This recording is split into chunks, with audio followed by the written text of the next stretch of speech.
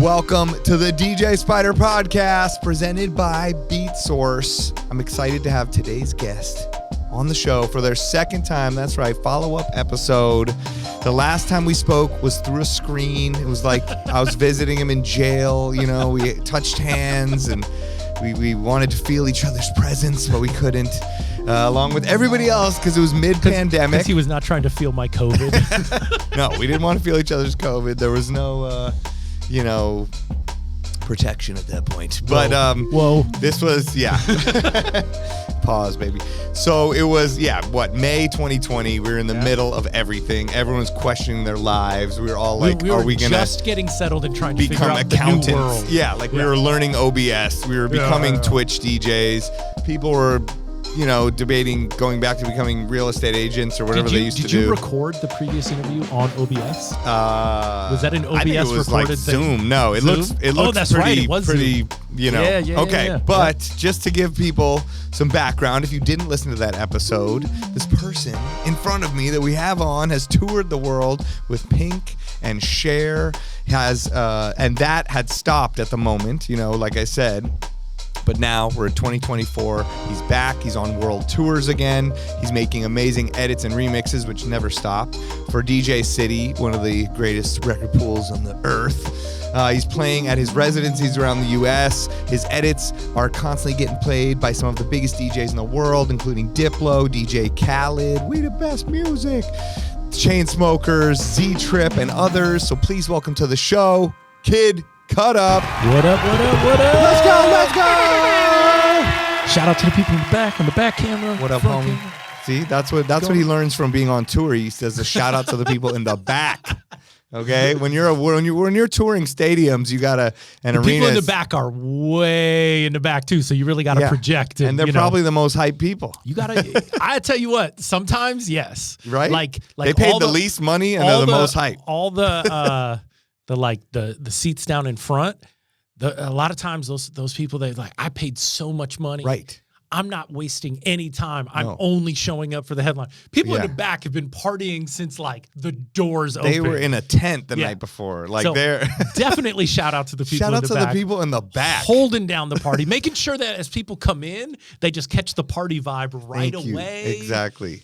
Some of them getting kicked out, but it's all good. It's like the people in the back are analogous to the people by the bar early on in the night. Like those are your core people when you start. Exactly. It's people on that grassy knoll. Shout out to the opening DJ. Yes. DJing for the people by the bar as you get things started. Exactly. That is the foundation. That is the foundation. The amazing night ahead. That is the truth. I mean, I just had I'm not one to care about people burning or, any of that thing and get into that conversation too much because I feel like at this point there's so much music and we can do anything. But I had an experience recently where it was kind of crazy. I was at a gig and I had to go on at 2 a.m. and the guy before me had an hour and a half set and my set's late starting at 2 a.m. It was 2 to 3:30. So, and they kind of gave me some instructions on what this night was like and they wanted to be hip hop, R&B, bass. And this dude goes ahead and plays every song on the planet Earth quick mixed and has them singing everything, every huge song. And I'm kind of and he's looking at me after every record he drops. And I'm thinking, he's doing it on look purpose? At how hype this is. I think he was trying to be yay, I'm doing the right thing. And I'm thinking, no, nobody wants this. Was he trying to battle you? Is that what was going on? That's how I felt, but I don't think so. But all the other DJs and everybody there was I was in another country. I had a DJ try to battle me once. An opening DJ was bummed that I was the headliner. I've had that. And I've was had like, that. Yeah. He was he even got on the mic. Does that ever pay off? I don't think so. Because to me, this guy's probably never getting hired again. He didn't do the right job. So this was a kind of a small market in the middle of California. Right. And he got on the mic and he was like, I know it's early, but we still going in. It was 9 o'clock. This dude dropped We Found Love at 9 o'clock after he got on the mic da-da-da-da. So he was definitely what are you doing? Gunning for me or whatever. I let him do his thing or whatever. Right. Oh, to preface this, I also started off, this was the second time he had opened. He did the same thing the first time. Okay. So this time coming up, I was like, hey man, as you're opening, just play some music you like. Right. Right? Just play music you're into. This is your opportunity to really show your personality and your skills. And to do the thing. I'll be doing the headlining set later with all the obvious stuff. Exactly. Just play music you like. I don't know the guy very well, but I was under the impression that like, oh, you're a DJ. Maybe you like some different things you don't get a chance to. Like, just, it's 9 o'clock. I know. Just stretch out. Right. Ease into this, whatever. Nah, he went totally the other way. Tried to like be aggressive, whatever. So, okay. Yeah. It just makes them look bad. That's what I don't understand. Like, I do a night where I basically do the whole night, and I love the first hour. I have so much fun. I'm playing edits I made. Dude. I'm playing edits my friends made, ones I found. I'm playing songs that just came out that week that I just downloaded, like, to try it out. And then the people that are there get to experience that too. And there's not that many people there. And before you get to like handle the business of it, right? Like we all understand, like later on, there's a business thing happening here. We got to facilitate that and knock that out the park, and we will. Right. But like early on, that's the fun part. Early on, you're basically in your bedroom. Yeah, we get to like be the DJ that we wanted to be when we were growing up. I know, right? Like to like still play that. It's spot, so true. But, like, you can scratch more. You can do dope shit. Stretch it. You can ease into it. So, anyways, this kid for like 2 hours pushed. Just 2.5 hours. It's like 11:30. I'm supposed to be getting on, whatever. And I like showing up to see openers. Like I actually like to like get in the vibe, especially if I've traveled. Right. Let me see, what do they do here? What do they actually like? You know, that sort of a thing. And this kid just went so hard, was kind of running his mouth on the mic even, and the whole thing. He thought, you know, he had that. I literally got up and just played the next episode and just won. Yeah. I literally got up, just played a classic old school record. Right. And I won, and that dude had packed up and left like within like 4 minutes. He was just not even in the building. That's anymore. What kind of happened to me too. Like I was like, you know what? There's a hip hop R&B night. I'm about to start off with like an old school Jay-Z song into Rage Against the Machine and sort of like wipe the slate clean. Everyone's gonna look at me weird, and then I'm gonna go crazy from there and hit everything. And he helped me because he changed my whole set. That I was gonna do that almost boring Travis Scott, Sheck West set, and I was like, I'm not doing this now. And it was like so much fun. Or you're just gonna save that till the end of your set. Yeah. Like if you need to like revisit those. Yeah, you can play it again. Like, that's the other thing. Like, what are you doing? But that's why I don't care, and I still don't care, but it was an interesting phenomenon. At this point, I think a lot of times people are so used to experiencing music through TikTok where they hear the same song every, say, 10 minutes. every other video. If you're scrolling through, right? It's like this ain't text. This ain't text. This ain't text. Of the same song over and over again, and people choose this. That's how they choose to engage. So the idea that a DJ would like quick mix through, and then the next DJ would get up and kind of quick mix through. Right.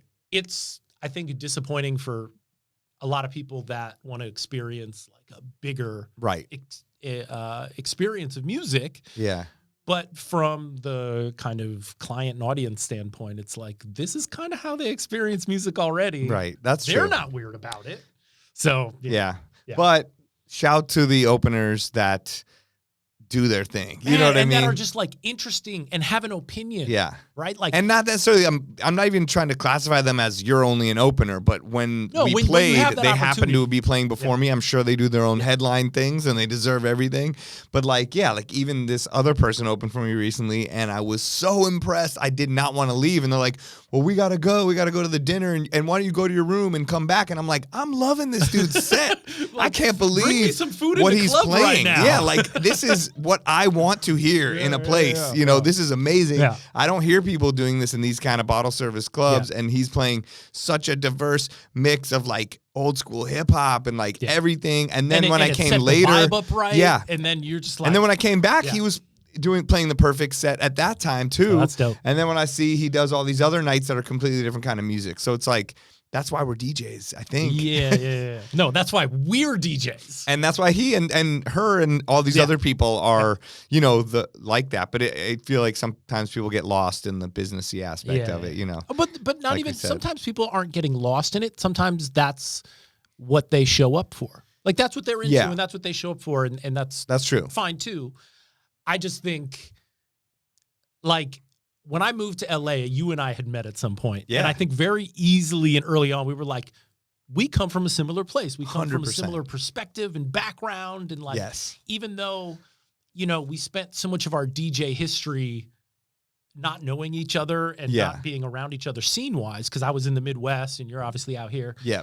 when you meet with people that like come from the same space, you just identify right away. Totally. You just know right away to be like, oh yeah, this is one of the people that's like me who's doing this the way I do it. Totally. Like, and the beauty of that is traveling around the world. You know what I mean? Which we can speak about because obviously that's what you do. And I just got to go to Japan and Singapore, and I'm with people that we basically don't speak the same language, a lot of us, but you still have that crazy connection like that. You're like, oh, you're one of those people. And we connect even though we only know some of the same words, you know, in that language.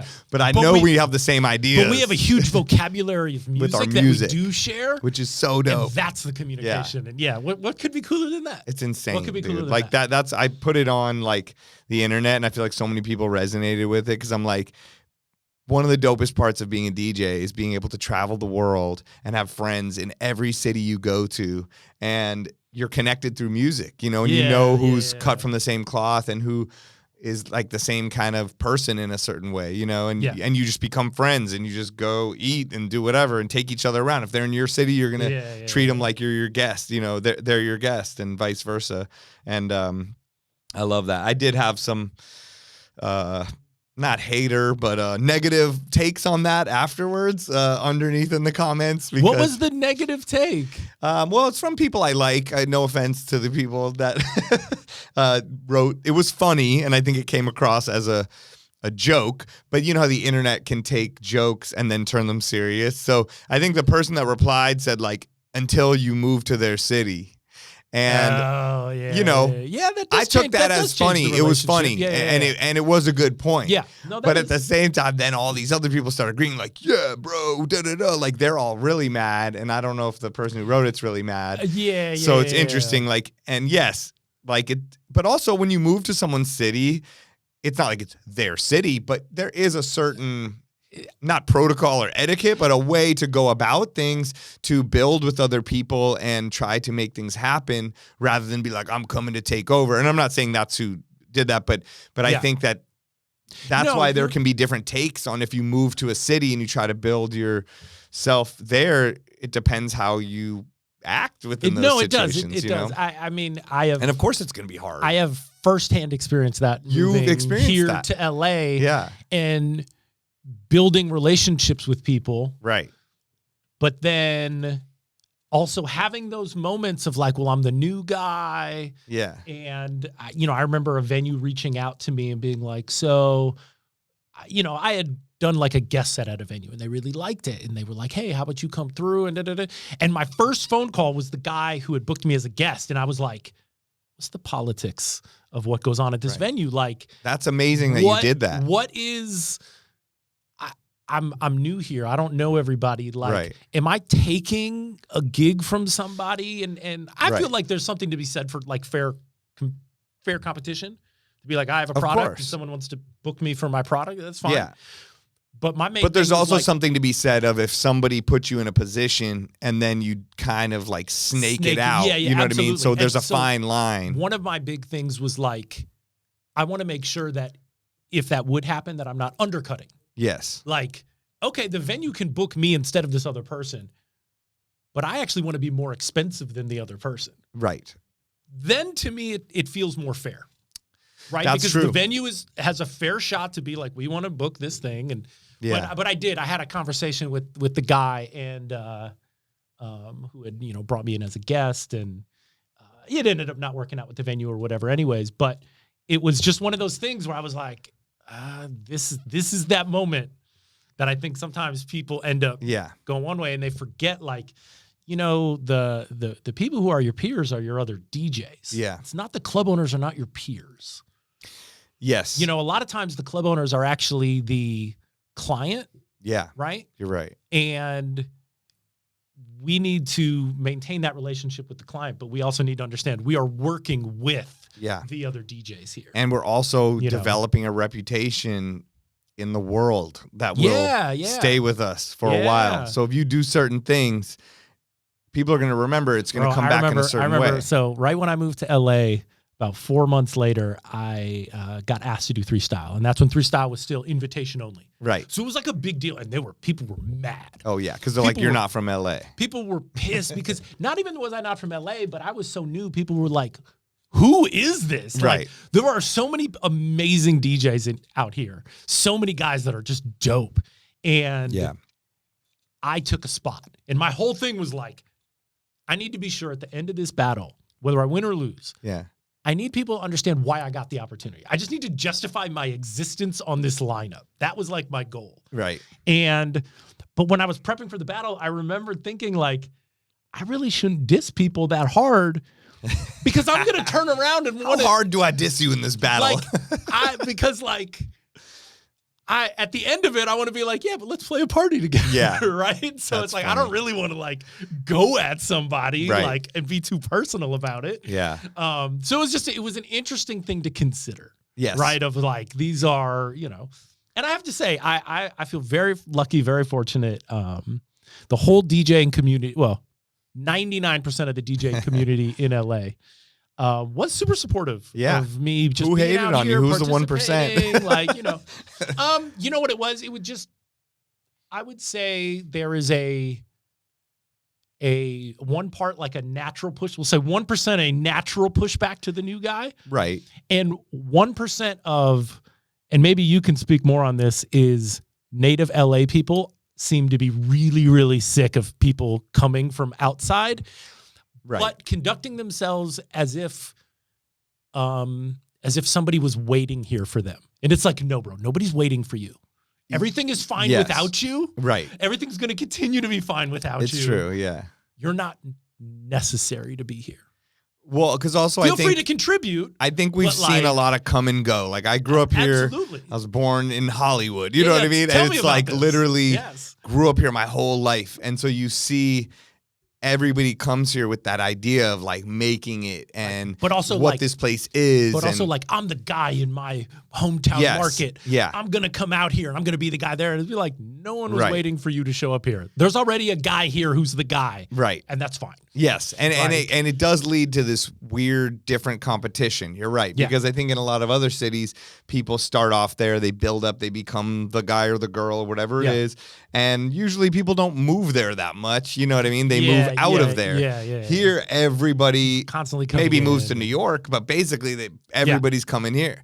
And you also see them crumble a lot of the time. A lot of the people don't make it, and they realize all these things and they fall apart and then they start blaming everything else and then they hate LA or they hate the people or they hate something. And you're like, no, we're all just here, So I never took that skepticism personally. Yeah.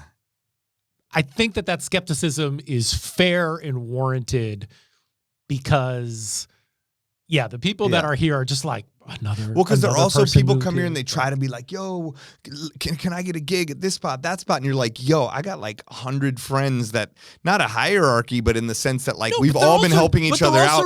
And it's so hard to get people a gig here. So then when I finally am like getting someone a gig, it's like, of course I like you and I support you and I'm going to try, but we're all in this crazy figuring pool this out. of competition. You know what I mean? And so it's probably like Vegas maybe is turning into that somewhat, or I don't know. But because a lot of people are like, oh, I want to be a guy working out in Vegas. So all these people go out to Vegas. And Vegas is like, we have our people. Yeah, We're except doing Vegas fun. just has so many jobs 24 hours a day. That's the difference. LA has like way less.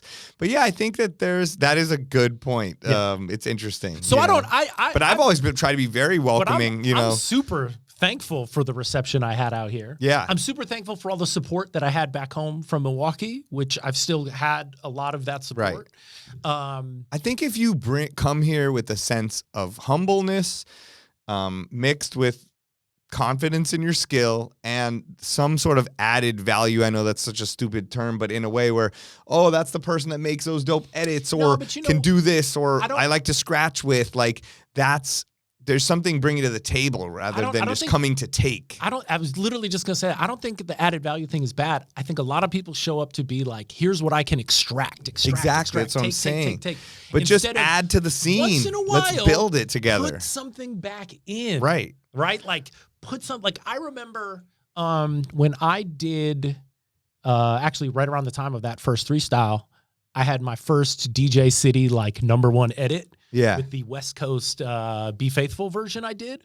Right. So at that point. I mean, I still play that. Sure. So at that point, there weren't really a lot of other versions out of Be Faithful. Right. And so I was like, all right, cool. I got this cool way to do this. It wasn't thing. as easy to get acapellas and stuff It too. was super hard. And let me tell you, I really, really worked. This was pre all the AI stuff. Yeah. Like I had DJs hitting me up and lying to me about like, oh, so-and-so said I could get that. You should send it to me. And I was like, tell that person to hit me up then. Yeah. Like I'll send it to them.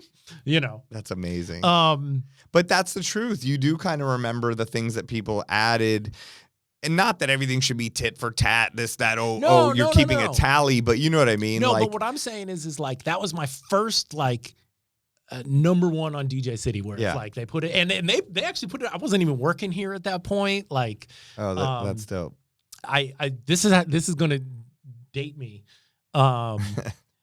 I had at that 3 Style was like, I think it was maybe the last event that I had done promo CDs. Okay. So like I didn't win the battle. Right. But I feel like I won the event because everybody went home with something of mine. Right. And they remembered who I was from that point on. So to me, that's the win. It is. It's the truth. I mean, it's like American Idol. You know what I mean? You don't always remember the winner. Sometimes that seventh place person, you know, and then they become better. They're all talented, everyone that's part of it. So with that one and just seeing how that like resonated, and it was like, wow, a lot of people are playing this, and people started doing like video edits for it and would like upload it on YouTube, and it got bootlegged on a record in Italy that I had to I had to buy. That's because when it was like, what am I gonna have my own edit on a 12-inch and stuff like this, right? That's amazing. So like all this stuff, and I was just like, but I was excited because I was like, I feel like I gave one back. I feel like I put something into the DJ world that people can go play and rock their party with. Right. Because I certainly take other people's stuff and rock my party with it. Right. So it's just like, I felt good because I was like, I did what I could to like give one That's back. Dope way to think about it. And you have that attitude. Like you've done that for me. I remember I was talking about like, I was doing this gig at the Edition and I was like, I came up with this cool edit where I put Bruno Mars acapella over Folamore, but I was having some sort of problem, or you were like, I made an edit and I did this thing, and yours was so much better the way you had the loop with the thing. You had run, and you just did it for me. You had run a loop over it, and I was like, it was just very basic. That's a cool, but I was like, but that's a cool loop idea. So I took it and I just made a bit of like a DJ tool, that made it a little easier to get in, get out of it, but like was really based around this idea that you had, which is why I sent it to you. I know. This was your idea. But like nobody does that. Let me send it to you. And I forget whether or not, I don't even know if I posted that up. And I don't know if that ended up posted. I don't think so. No. I think I still have it in my computer. I always think about you every time I use it. But I'm always like, if I'm like that heavily influenced, I'm much more hesitant to like put it up because I'm like, well, this is like kind of I see what you're saying. Somebody else's thing. And so like, we all have this exchange of ideas. And I feel like it's beneficial to just be careful, I guess, in that thing, right? Right. Like, but I do that all the time. If I hear a DJ do a thing that's like, there's more there, I will often remake it. I'll just send it back. But that's such a cool thing to do. I don't think a lot of people do that or even think to do that. And it's like such a community-based thing, you know, that's just like helpful to be and friendly, you know? And I think that like, it's that Midwestern friendliness. You know what? That's the truth. You're right. This is what I bring to the table. That's Milwaukee. This is what I bring to the table. Like, probably the nicest people I've ever met are there. I mean, there's some. First time I went, someone brought me to their house and I had a home-cooked meal. And I was like, I've never felt this like warm and fuzzy and welcomed in my life. I was like, what is this place? I was like, I will come here got good people, to man. DJ for free. If I like, dude, Milwaukee's got good everybody, people, dude. They ran the clubs, like everywhere I went. I was like, I absolutely love coming here. Yeah, it's a good time. Honestly. But don't go there and DJ for free. We need to work the rates up. I didn't. I charged as much as possible. You gotta get paid, so everybody gets paid. No, I would connect it with my Chicago gigs, and I haven't been there for 5 years. I mean, it's been a long time at least. There's not as many. I mean, the pandemic killed a lot of the open format residencies for people around the country, at least for me or certain people in certain ranges, maybe. I think a lot of those clubs closed down. Right. And they're not opening up again. Right. Or local DJs can hold it down. I don't know. At some point, you would have a good perspective on this. at some point, I feel like there was a moment in time, and you were available in this. You were working in this moment of time. Yeah. We didn't know each other, but there was a moment in time where DJs were getting flown around because they actually were bringing something unique to the table. You know, I think about like you guys, Graham Funky and Stone, and like these guys, they were moving around, and they really had something that the local guys weren't bringing to the table. Yeah. And there was value in that. Right. But then it seemed like, and please correct me if I'm wrong, it seemed like now these guys were moving around, but the club owners were just like, well, why don't you just do what the local guys do? Instead of this more stylized thing that you do, that you bring to the table, just kind of mirror the local guys more.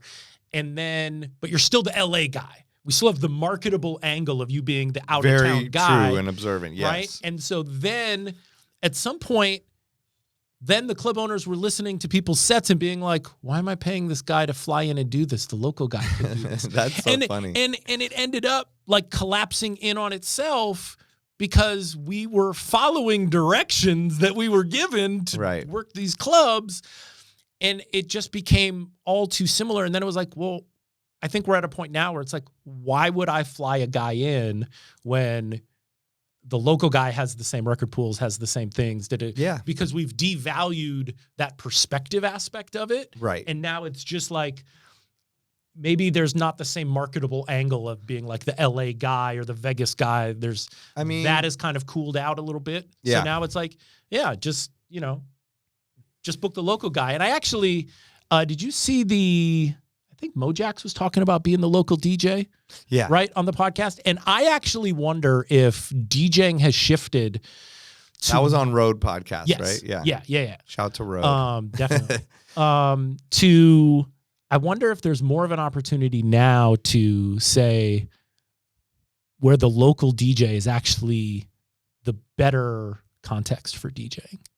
To stop doing all the traveling stuff, which I know that's where all the money's at, right? Like, you got to get on a plane and go. Yeah, and bring but value. They've helped to curate the sound of the club, the mix of the human beings that come to that club, how you work with the management and the owners of that club, and all of those things. Yeah. And that was also a hard thing too. Was all of those points you said are right, but the other thing was that they would see something from the outside and go, mashups. Those are big. We need mashups here. So then they'd be like, all right, so we're doing a mashup night. And then you'd be like, all right, do you know what you're asking me to do? Yeah. So I'm going to play AC/DC with Ludacris on top of it, because at the time that's what like is happening.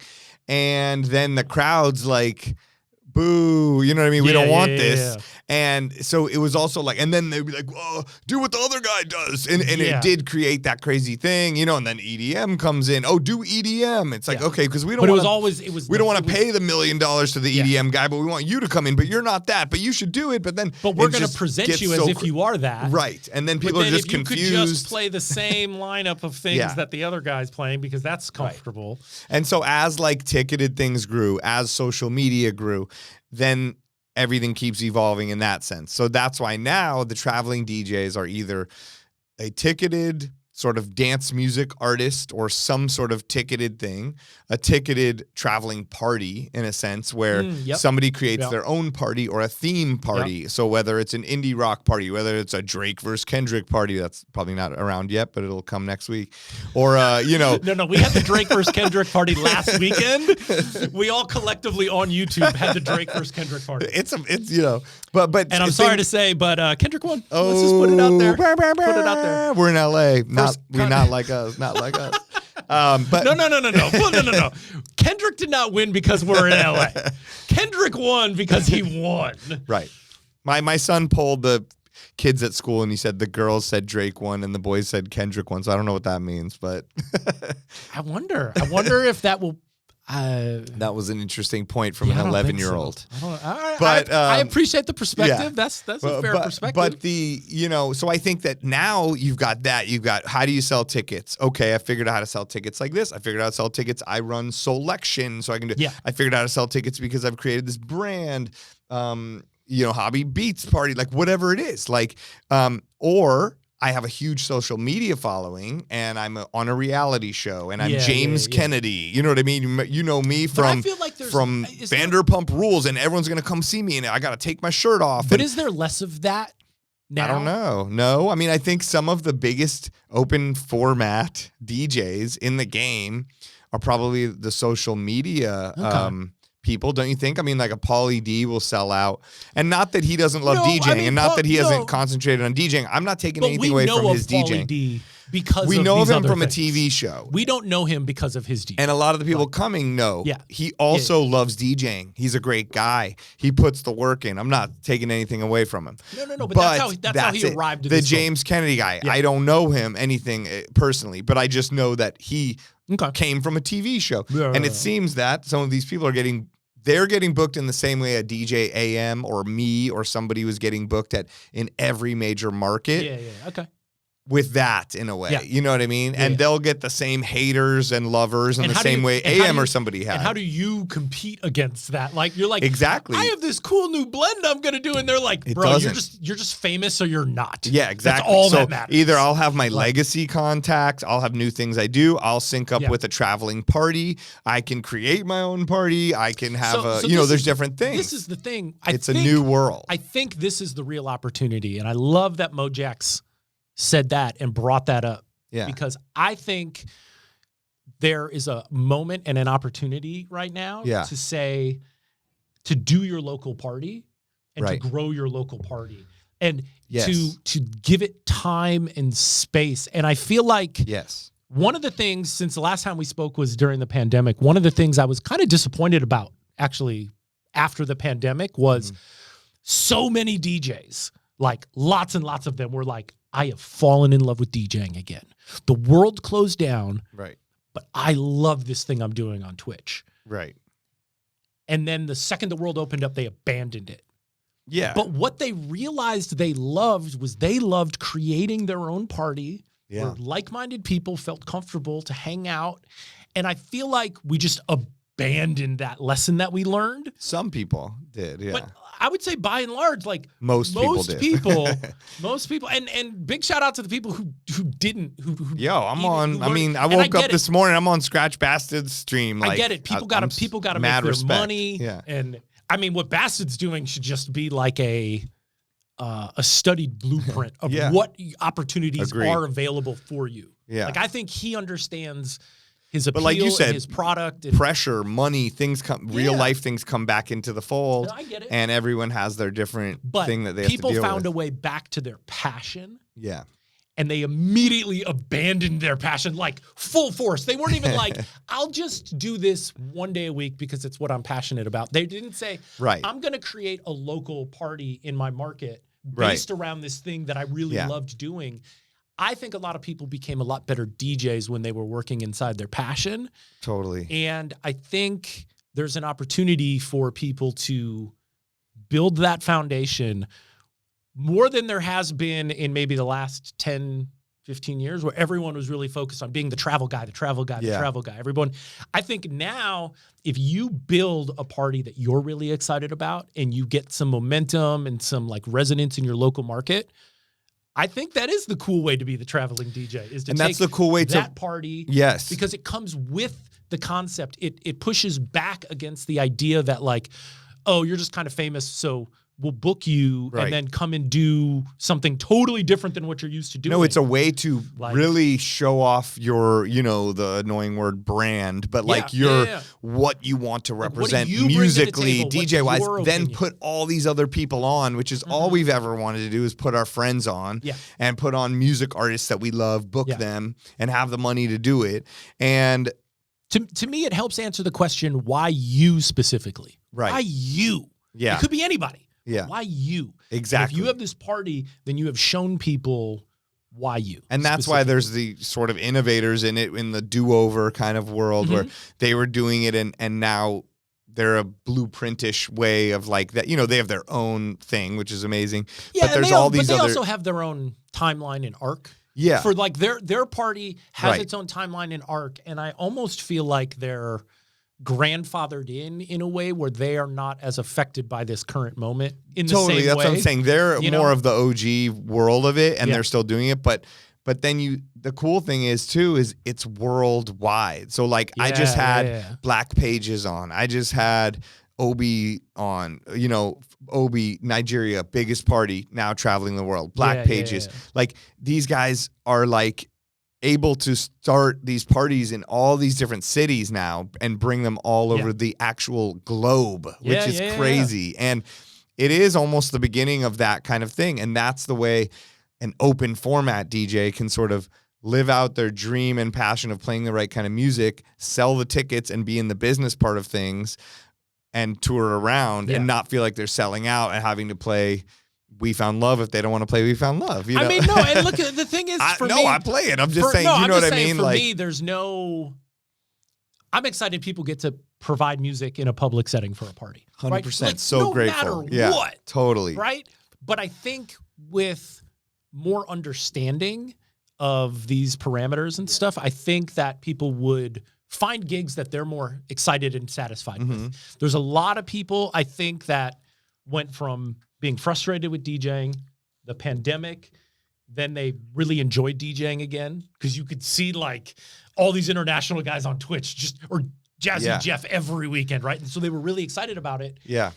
And then the minute things opened back up, they just went right back to what they were doing before. It's true. Like, and now they're not passionate anymore. I'm going to like somebody wrote me, just like I posted something last night and then someone, where was it? Like they wrote me something and it just kind of like made me think a little bit, and it's exactly like what we're talking about in a way. But he said, I don't know if I can find it now, but he said like, basically there was a video of me. I'm mixing like, I'm doing a event for Netflix, right? Sure. It was this weekend. And it's a corporate event, sure. You know what I mean? But it is like it's fun for me, and I get to like play. I don't know if I can find it. I mean, this is what you're doing. Oh, look, he wrote, and I'm playing Doja Cat, an edit, and then I mix in jungle, something that Trey's made an edit of, and just a drum break, and I put it in, and I use stems. I'm using first of all, shout out, I'm using the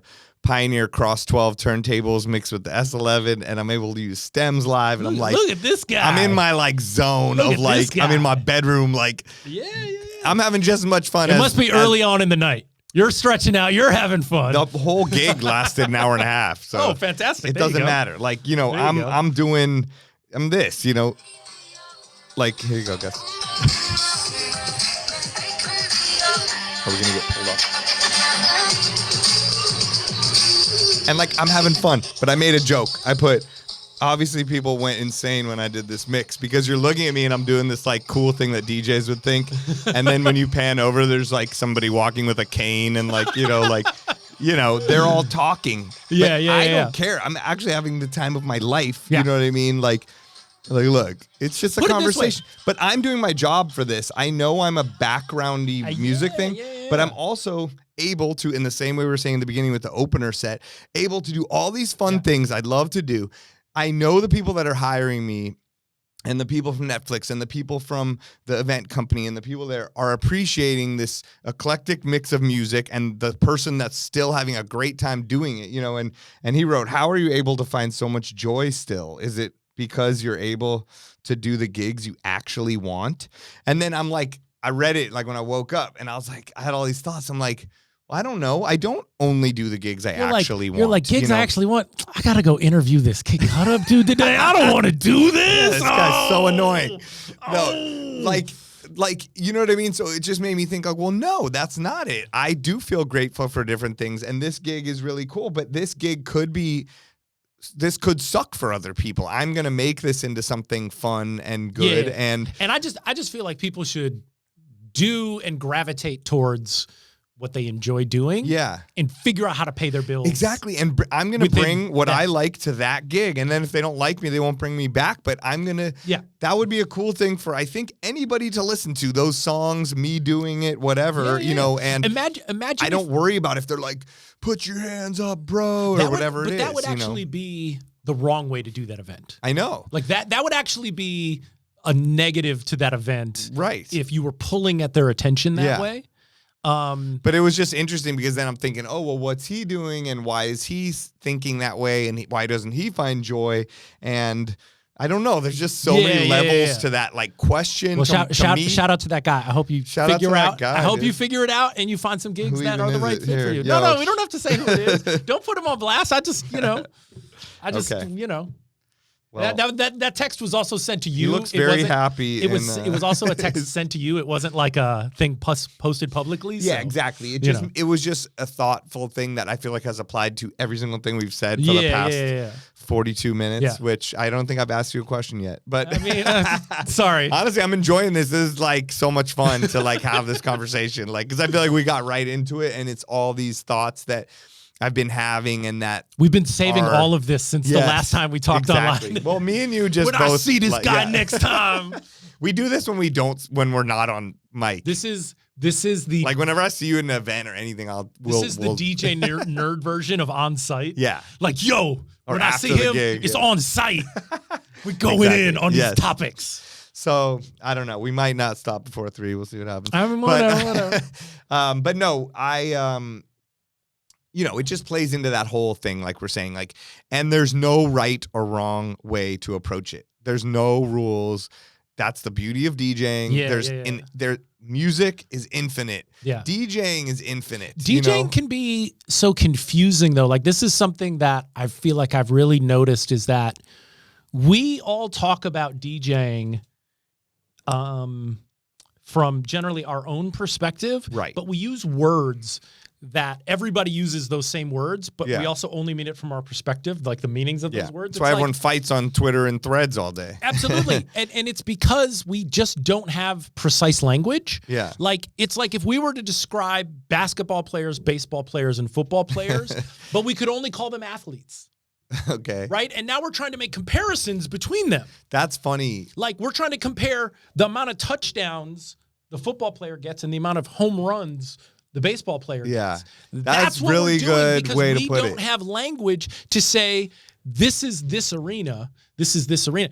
There is no judgment between any of these sports. Right. But you're only going to get to play that sport better if you understand what the parameters of that specific sport are. Yeah. And because we don't talk about what these things are when we have these online conversations, like literally the guy who is famous for getting up and producing a song that's a hit record gets lumped in the same group as me, who's the guy who's known for playing other people's music very interestingly and creatively. Right. Yeah. Right?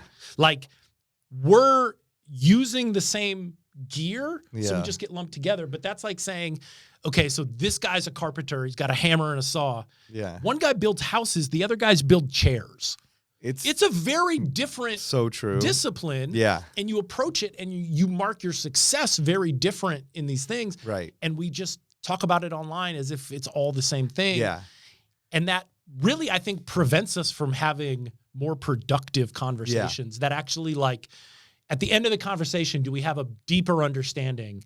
Do we have better tools to do better at the gig? Yeah. And I think it starts with the fact that our language is so imprecise, and we're never the online forum where people are just like, "What do you think?" Yeah. Or why would a DJ not play that song? And you're like, and you're like, "What's the context?" It's so different. I think they might or they might not, depending on the context. And we all started from a party.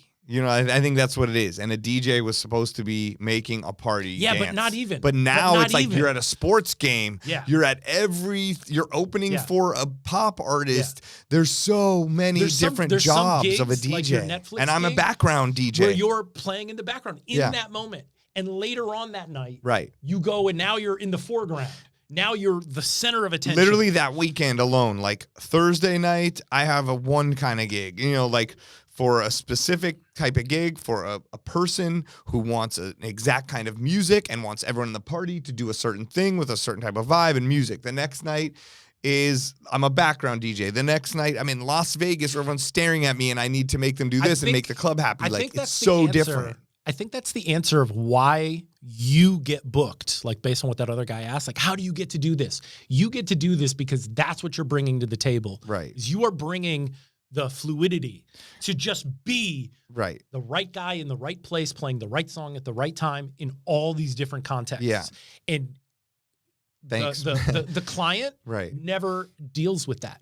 You deal with it for them. Yes. And it becomes like, I remember when Dazzler did her podcast, she talked about that, how she's like, I just want the clients to be comfortable so they have one less problem and I solve a problem for them and I make it, That's I make huge. the thing.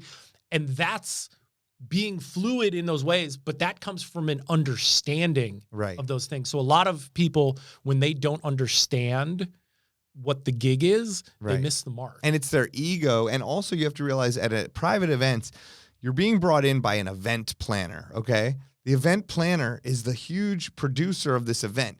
They're going to bring in the right flower person, you know what I mean? To make them look good to their client. They're going to bring in the right DJ to make them look good to their client. They're going to bring in the right chef. The whole thing. They have to pick each person that knows how to then execute that, and they're delegating that to you, to trust you, to then make them and all of us look good to the top client who's writing the official biggest check. You know what I mean?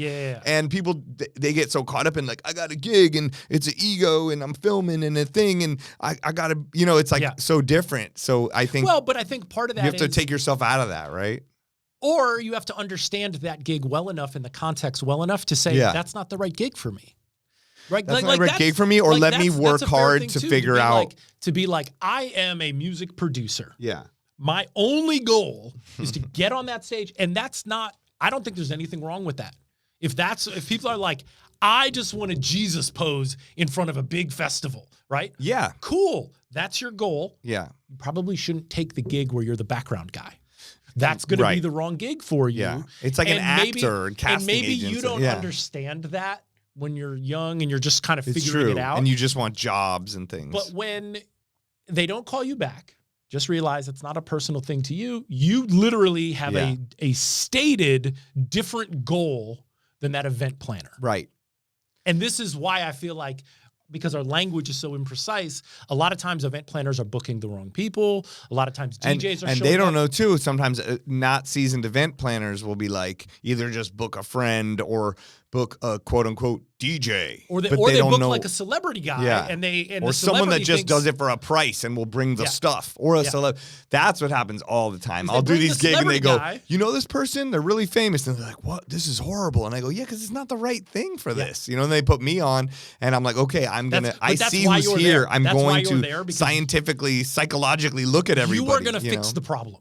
Exactly. Like I got I'm booked the fixer. I got booked. It's a loaded term right now. Okay. It's a loaded term right now. Take that out. But I think like I got booked to open up for Paris Hilton once, and I think that was the festival organized. And I've done this festival many, many times. It's a big summer fest back home in Milwaukee. But I think they were like, we don't know how this is going to work for her, but if it goes bad, we want Tim around just in case. And you know what? I understood what it was. Of course. And that would have been my job. I would have fixed the problem if I needed to fix the problem. Exactly. Yeah. You know? And that's also where experience and depth of knowledge and musical knowledge and knowledge of gear and humans and having times where you did do horrible and good all come into play, because then you can execute all that. I tell people all the time, you don't hire good people for when everything goes right. Yeah. You hire it for when everything goes wrong. Those good people will still make it happen. Yeah. They'll still make it work. They'll still make it happen. Totally. Matter if there's scheduling issues, no matter what it is. Yeah. Like the experienced DJ will be like, oh, the mic's broken.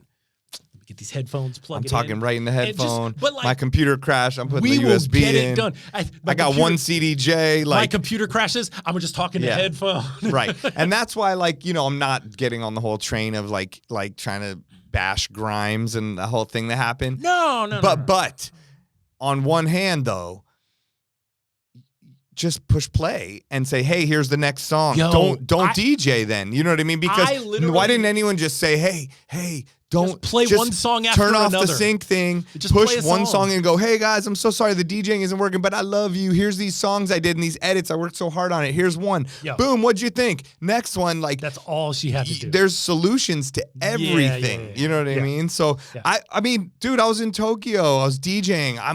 on this rooftop. I'm like having the greatest time. I'm in the middle of my set.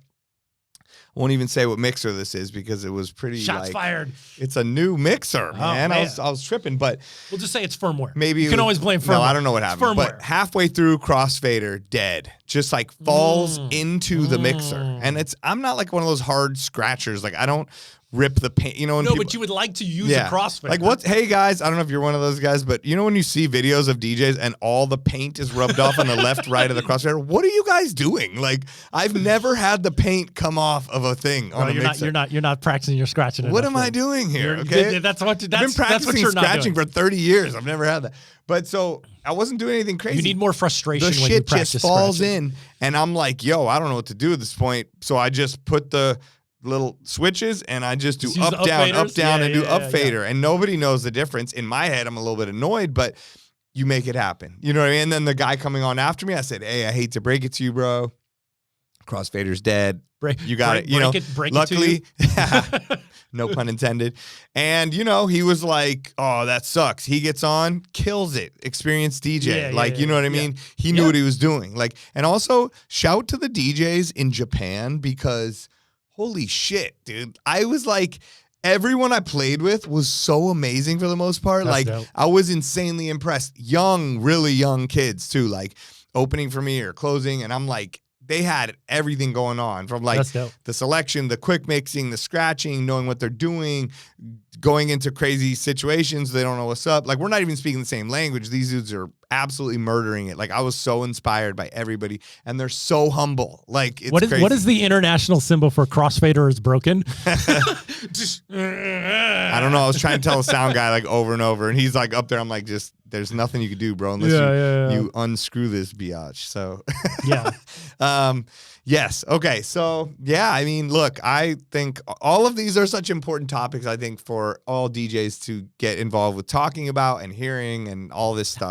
I would love to see the conversation that happens online be productive. I know. I just hate how everybody just gets so mad and then wants to tell each other what to do. Like somebody said today, like, oh, you know, Threads is all about just DJs telling each other how to DJ. And I'm like, not really. I'm like, yes, but also it's social media is just people telling each other how to do things, how to live, why they're wrong, or how just to live, showing laugh, off. love, bro. Yeah.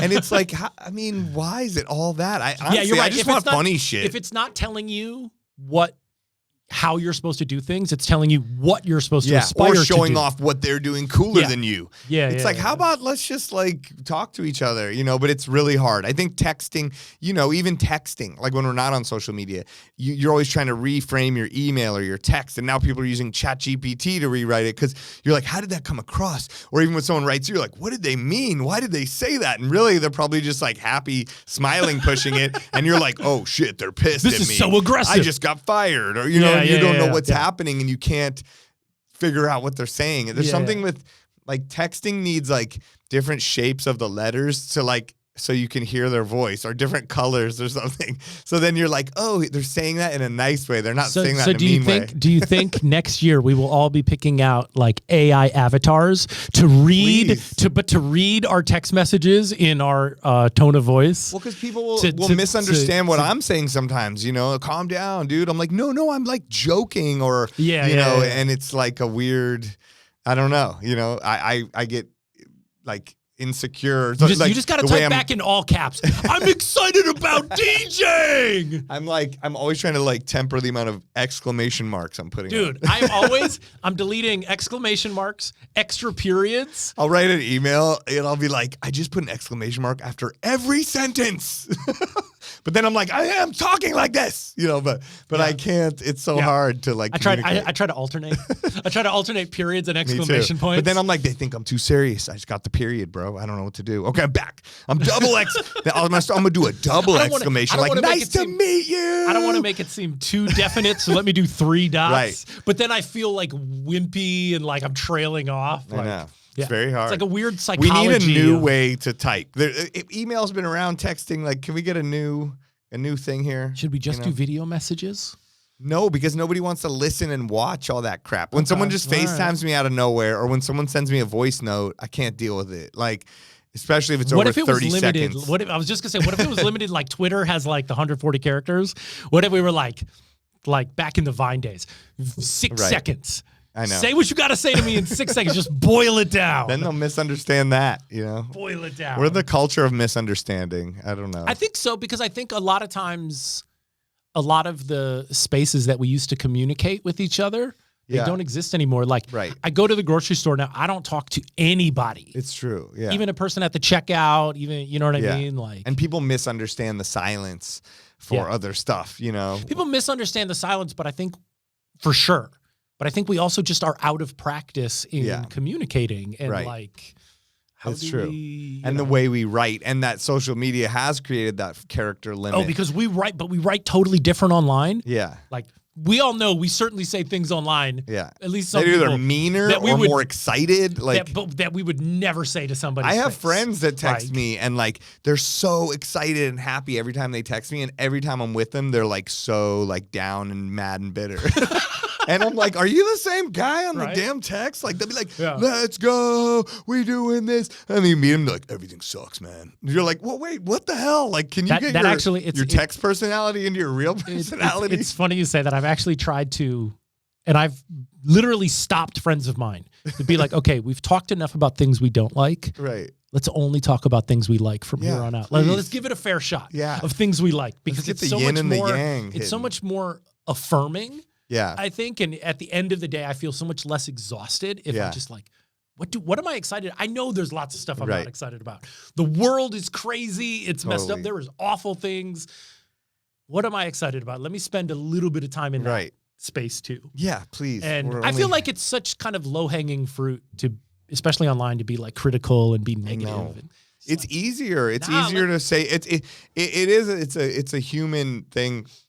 Just, I don't know why, like, to relate to each other on bad things sometimes, you know, because even do you notice that with DJs, like when you meet a new person, or if I'm at a place with people, a lot of the time this happens, and they'll be like, oh man, this DJ sucks. It'd be cool if you were up there. And I'm like, no, this DJ is actually great. Like, why are you saying that? Like, I feel like people just want to say that to like relate to you. Like, it would be cool if you were there. This person sucks. And you're like, not really. You're like, I'm actually cool not working right now. I've been them right now. You know, I don't want to. Maybe they're just going through some stuff. I also like the idea of, I'll see a DJ that is not for me, or is not my favorite, or is legitimately bad. Yeah. Right. And I'll still be like, but what can I learn from them?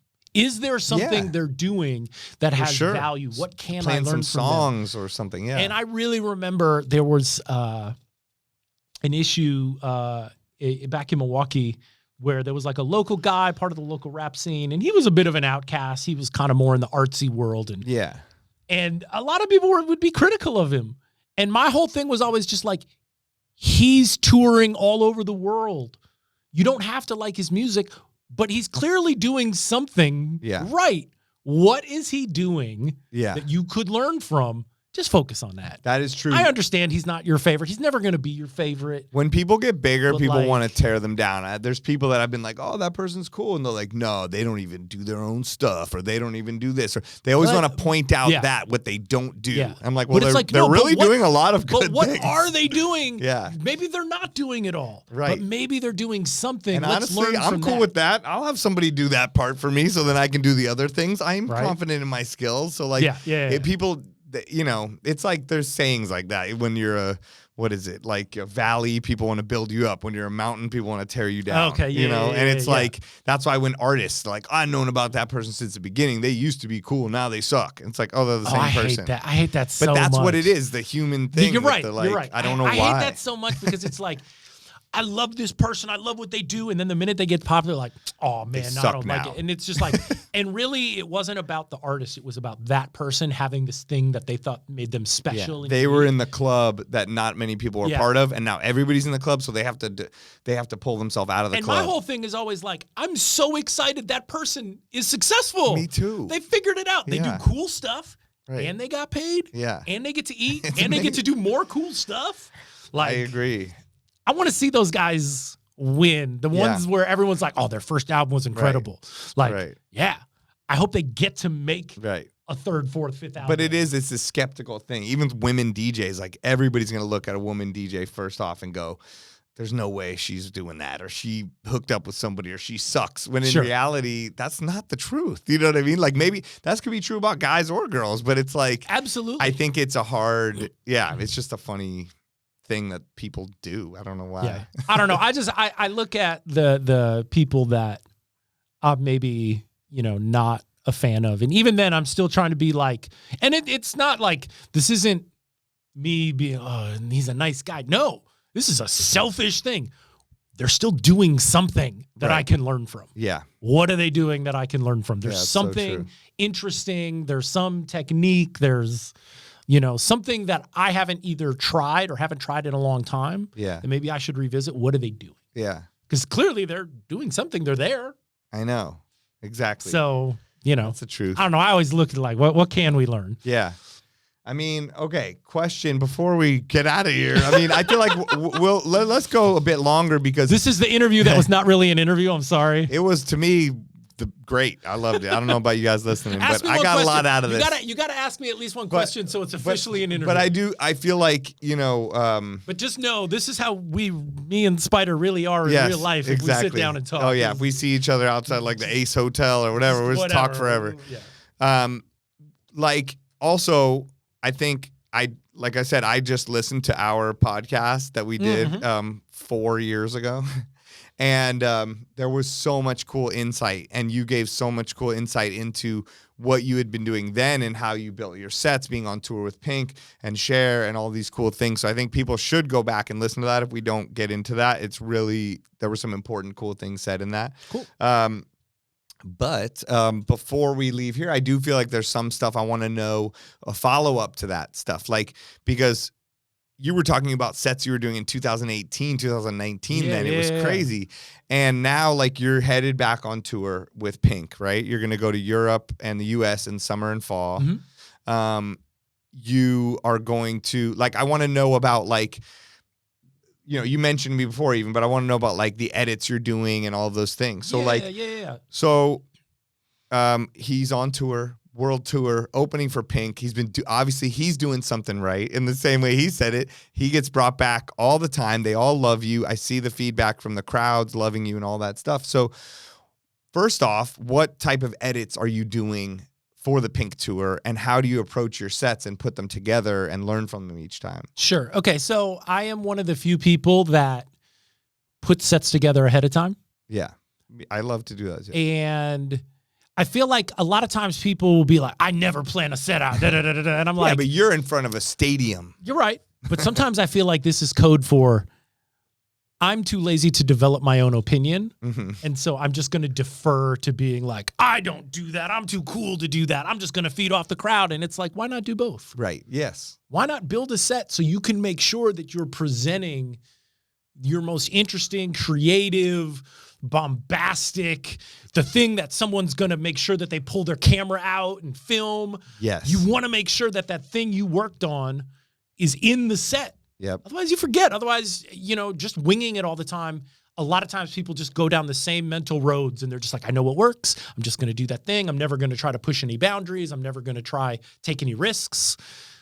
Sometimes prepping a set is the best way to take risk because you kind of pad that risk a little bit by being like, I don't know if this is going to work. Totally. Let's just make sure I know exactly what to follow it up with if it doesn't. Yes. I can always abandon the plan at any point. Of course. But you're right. The context of being on a stage, having an entire audience of people predominantly sitting and looking at you like, where's the show? And not a DJ culture type of people for the most part. Not a DJ culture type thing. I'm at a rock show. Yeah. So it's a lot of stuff going on. Yeah. But I definitely plan my sets. I try to get as much into like a 15-minute, 20-minute, 25-minute set as I can. Being that I've did the tour in 2018, 2019, it's a lot of the same music because the audience hasn't learned 500 new songs, especially the audience as a whole. Yeah. Like the bigger your audience gets, the more kind of common denominator you almost mathematically have to boil down to because you're trying to make a collective moment happen. Yeah. You're trying to be like, what is a song that everyone can relate to? For me, this opportunity is not like a breaking records situation. That's not the situation. Yeah. This is, how do I pull on people's nostalgia and create a collective moment in this arena or stadium? How do I bring everybody together and then hand it off to the headline? Right? I'm just trying to corral. Everyone shows up having whatever different day they had. Yeah. Showed up from every different, they all like different sports teams. They all like whatever it is, right? And they're all showing up in this one place. I'm just trying to collect them together and then hand it off. So it's been really cool, since I'm not really like, I need to dig for more music. It's been really cool to be like, how can I reinterpret this music? How can I put this music together in like a more dynamic and interesting way? So that's what I've actually been spending a lot of my time on doing. And there's a lot of cities where we play 2 nights. And so what I have myself kind of set as a goal is, what I want to be able to do is to do an A set and a B set, and have predominantly the same music, and then just flipped different ways. Right.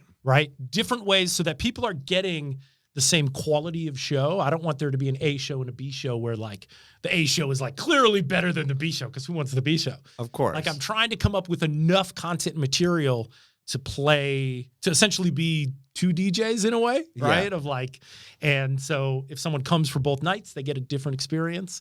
And if somebody only comes for the one night, they're seeing something comparable. Yes. Came the other. Totally. So no, that makes sense. Even like I said, I was just in Asia, and like I would do one night in Tokyo, I'd do one night in Singapore, I'd do one night in Osaka, or whatever I would do, and I was like, I wish I could do 2 nights, because I learned so much from that night. Oh, there's nothing worse than when you walk out of the venue the first night, you walk out and you're like, I know exactly what I should have done. Yeah. That is the worst That's feeling. why the 2 nights is just such a good, helpful thing. Yeah. But that's so interesting. And I think the collective moment thing is huge, and it's something to think about, and to not worry so much about, like you said, the ego and who you are, but that you're making this moment for them. You're setting yourself, you're setting the headliner up, and you're doing your job just like we talked about before. There was a lot of my opinion, and we'll say my ego, in my work. Yeah. But I'm also very honest with myself about what's working and what's not. Right. I am honest. I will go back and watch my video footage and be like, I played this thing. I played it twice. I tried it in 2 different markets. It's just not the one. Yeah. I know it's my precious little thing, right? Because I made it, so it's precious to me. Yeah. It's just not resonating. It's just not the thing. And it's crazy too, because like, no, it's good. I've been you making, can try it a couple times, but it's good to be realistic about that. You just got to be honest. Like, I want to celebrate my wins, for sure, but I also want to be honest about my losses so that I can make them into wins. Yeah. And not just have blinders on and be like, oh, well, this crowd they just sucks. Don't know. You know what? They don't know. Right. And if you're not communicating it to them in a way that they can know, then that's your fault. It's very easy to sit and be critical of the audience. But then why didn't you curate a better audience? Right. Then why didn't you curate another party? Like, at the end of the day, if it's my fault, then I can fix it, I guess. Yeah. So I'm always looking to be like, okay, what control of this situation do I actually have? And I think being honest about, like, I made this blend or this like series of kind of songs and fit them together in this way. If it's not working, I should come up with something else and not just be like, well, I made it, so I'm just going to do it. I think that's a great point. And also, like, you have been the tour DJ, opening DJ for Pink and Cher. That's probably a different audience, right? It's a very different audience. Absolutely. And matter of fact, when I was DJing the Cher tour in Europe. And when Europe is different than America, Australia, everywhere you go. The number 1 record, DJing for Cher, opening for Cher in Europe. Yes. Hot Stuff by Donna Summer. That's kind of dope. Right? Like, Play that to a huge crowd. It was amazing. That's like the best feeling Let me tell you. ever. I played a stadium, and my like walkout song was Love to Love You.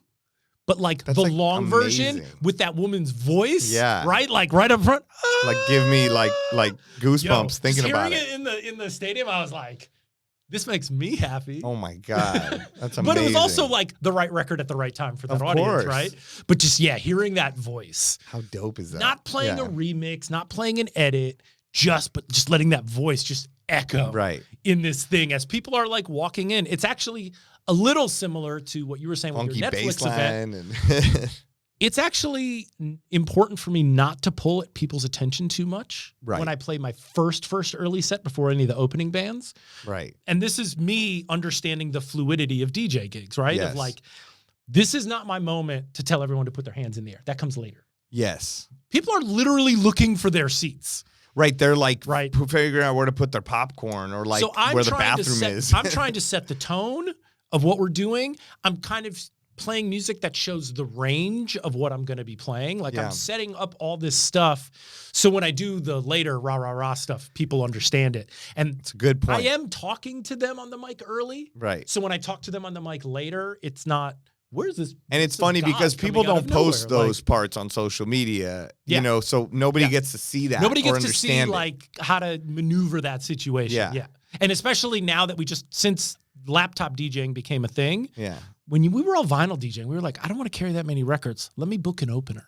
Yeah. But there was like a way for opening DJs to learn more. Mm-hmm. And then that opportunity kind of went away when laptops got involved because it's just like, I'm just going to do the whole set by myself.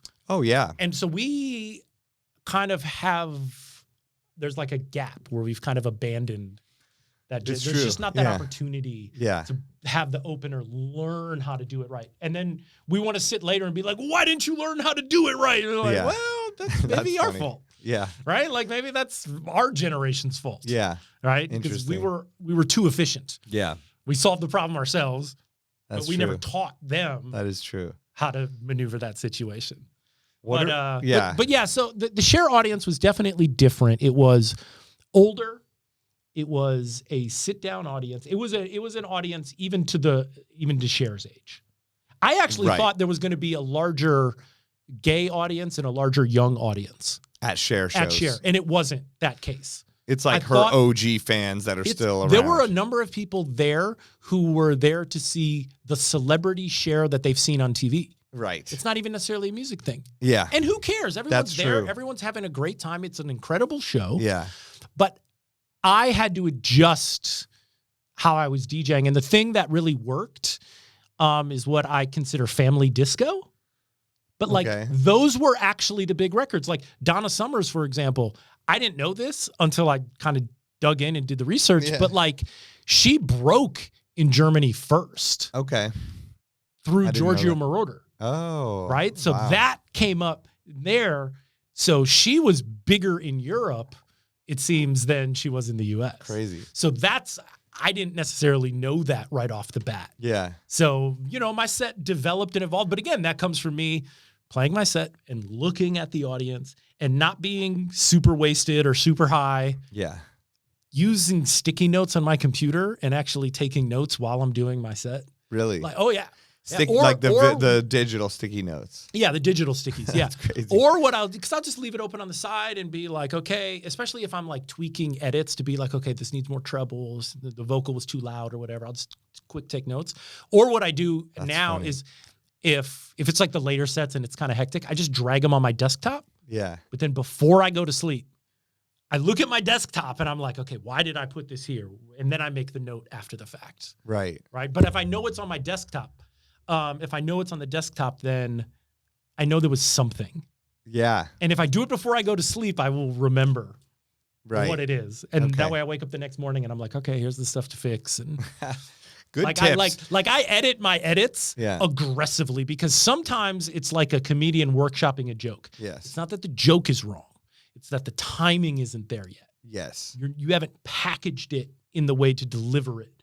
And I feel like a lot of DJ edits, all you do is you just rearrange it. You just change the arrangement and all of a sudden it becomes punchy and it just lands like a punchline. Oh, that's such a good point. That's a great way to put it. Especially again for performance sets, like showcase sets, performance sets, structuring it like a stand-up comedy routine with setups and punchlines will definitely help. Always. Incredible. Yeah, I've always related stand-up comedians and DJs together, but that's such a good way to convey it. Wow, that's really cool. You always have good tips. Like even on the last one, you were talking about putting gaff tape on your like Rain 12s. Oh yeah. And like being able to not having to lick your fingers. Yeah. And I heard that back and I was like, oh yeah. I'm like, does he have any new tips? Like, what are you using? Are you still using Rain 12s? So I'm using the Rev 7, which I really like. I love the Rev 7. The Rev 7. I don't know if you mess with the Cross 12s, but they're really built-in. I haven't messed with them yet. So but dope. Because I've been out on tour all last year and now this year, I'm like not taking on any extra gear or equipment. No, Rev 7's so nice. You just pop it out. I don't want to try anything new. I don't want to update anything until the tour's over. Yeah. Because I don't want to get caught in a thing where something doesn't work. And right. But okay, what are the things this time? So. Oh, yeah, like have you manipulated the Rev 7 at all? Yes. The thing, and a lot of people have asked me about this, but probably the photo, if they post a photo of one of my stadium arena shows, you'll see that the controller is actually lifted up on the back corners, so it actually tilts this way. Oh, okay. And the reason why, and this was one of the crew guys told me about this. He goes, it's hard to see what you're doing. And I'm aware that I'm DJing for an audience that isn't like a DJ audience. So and actually a lot of DJ audience. Oh, it's tilted towards the crowd. Think about that girl who's like, what do DJs even do? Yeah, that's funny. I tell you what, I think that's our fault as DJs. Okay. I think there's so many people who fake it. Right. And there's so many people that don't communicate what they're doing or explain what they're doing ever in all this content. Okay. I think that girl has a very legitimate concern. She's not dumb. We're shitty communicators. Oh, that's interesting. So you're saying, because I thought you were saying tilted towards yourself. It's tilted towards the crowd. audience. Because I've seen drummers do that, and it's kind of cool, and they tilt the front drums. Glitch Mob used to do that with their, it wasn't an MPC pad, it was like a different iPad sort, but they would tilt it towards the audience so you could see when they touched it, it would light up. Yeah. And they were like, I hit this, there's a drum. Right. So now we're all going to hit a bunch of buttons and you understand as the audience what we're doing. Right. I saw Justice at Coachella and you have they're so dope, but it's amazing, I have no idea what they're doing. No idea. So simply just taking this and tilting it towards the audience. Now when I'm on the giant video screens on the side, which, this is a football field, right? Like, or a baseball field. Like people experience my show through those screens because I am this big on that stage when they're in the back. Of course. Shout out to the people in the back. Shout out to the people in the back. I want to make sure that they can see that. Yeah. Like as a DJ, we do like 4 movements. We touch the laptop, we touch the left side, the right side, the middle, and we put our hand up in the air. That's it. That's funny. If you're not communicating with those movements, then the audience isn't going to get what you want. Right. So, so I would say that's one of the the little tips is to make sure that I hate when you see these festival things. Why do they put the video screen up above the DJ level? Right. Now you can't see the DJ do anything. And then the DJ's forced to just do their finger in their face. Are there a lot of DJs not doing things? Yes. Right. Is that helping hide that? Yes. Right. But for DJs that actually do things, let's move that video screen down. Right. That's led to the 1, 2, 1, 2, 3, 4. To just let people see. And again, however you get it in is however you get it in. Yeah. But I know for me and my performance, I need people to be able to see me. I need a microphone. And I need people to be able to see that I'm touching this and I'm doing it. Yeah, I love that. Right? Like, because otherwise it's like, why am I, if that's the case, why am I standing still? Yeah. If I'm not doing it, I should run out to the front. Right. And just wave my hands and do jumping jacks and, we'll just do fitness. Which some people do. Which is what they do. And that's their show and that's fine. Right. But if I'm going to be standing back there, I feel like I have a reason. And the reason is because I'm actually doing it for real. That's great point. Great point. But very cool. What about like working with DJcity and Beatsource? People we talked about in the beginning, but I mean, you have your edits on DJcity, but you also have edits on Beatsource, which don't you? Yes. So, but like, because I mean, people can literally play your edits through a streaming service. Mm-hmm. I don't think they comprehend that. I've talked to DJs this week alone that I was trying to explain to them, and they're like, oh, I use this other streaming service. And I go, look at Beatsource, and I'm not just saying this because it's the podcast part of it, but I said, shill. but it's the truth. You know what I mean? No, like, because I understood why they use the other services for maybe certain reasons, but I said, there are edits made by the DJs with the intro, the outro, the acapella out, the transition. And there's only going to be more. And it's legally on there, and you can play it through the streaming service, and it's the playlists are curated by the DJs.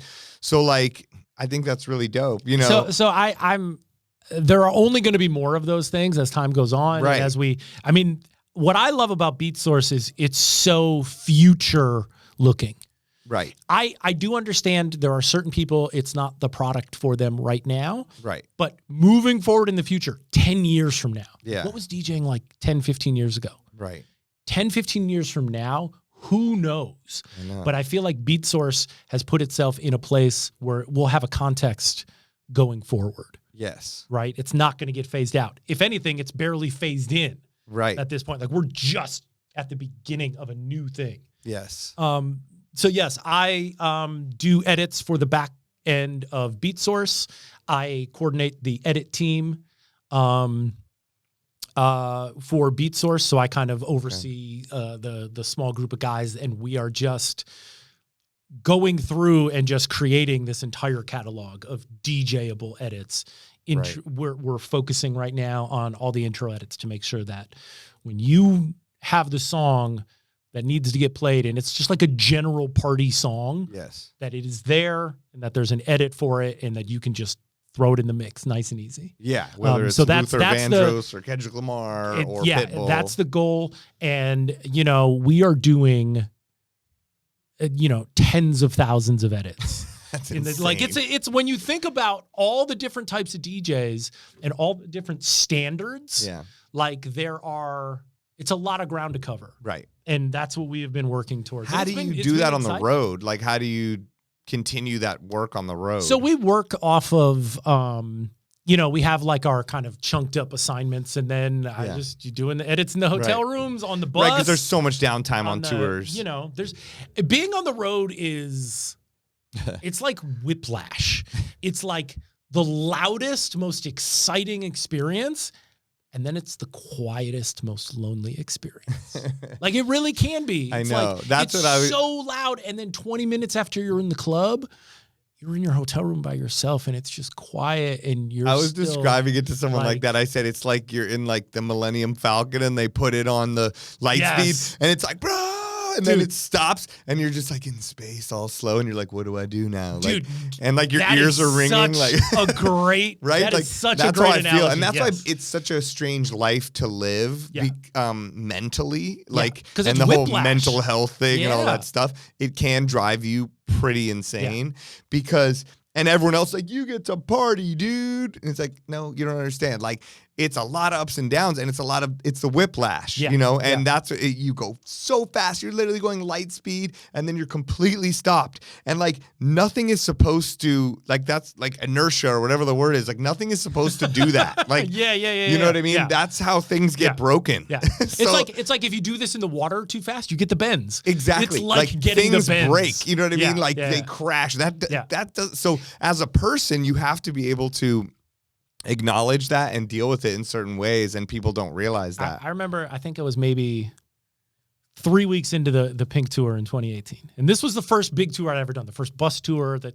And I just, man, everyone on that tour was so nice to me, and they all put me up on game, and they were so welcoming, and they just, man, shout out to the Backline Wardrobe Bus 2018, 2019. Right. Man, I was so lucky to be in with such good people directly, Right. But like, I would finish my set, and I play right up into the time, Pink goes on stage. Yeah. I play, and then I break my set down, and then I'm done. I do my after show stuff, my social posts, whatever. I clear my cameras off, whatever. But I am like you're saying, the Millennium Falcon. I just drove the Millennium Falcon to a new galaxy. Exactly. But then I get off stage and I go back to my little compartment. Yeah. And the thing takes off to another galaxy, but even further, even faster, even louder, even more exciting. It's so true. And now I'm just sitting on the sideline, and I'm aware that this thing is happening, but it's so quiet for me. Yeah. I'm like back on the bus. Maybe I'm not even in the venue anymore. I know. This is 10 minutes. No, I dealt with that when I was doing the Blink-182 thing and too. I realized, I was like, this is why people have problem with drugs and alcohol on yes. things, is because it evens it out.